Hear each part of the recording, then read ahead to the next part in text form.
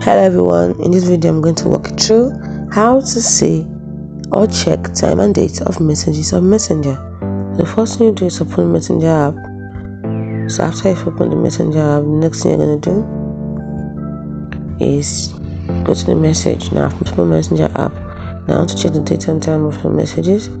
So you tap on the message, use the date and time you want to check, and right there, immediately you open the message, see date and time of each message. When it was sent, it's already right there. As you can see, the date and time for the messages are right there. You can see this one 15 August 2022 at 8:57 p.m.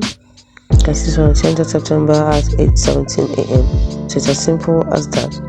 Hope you found this video helpful. If you did, like and subscribe to this channel for more helpful tips like this, which we put up every day.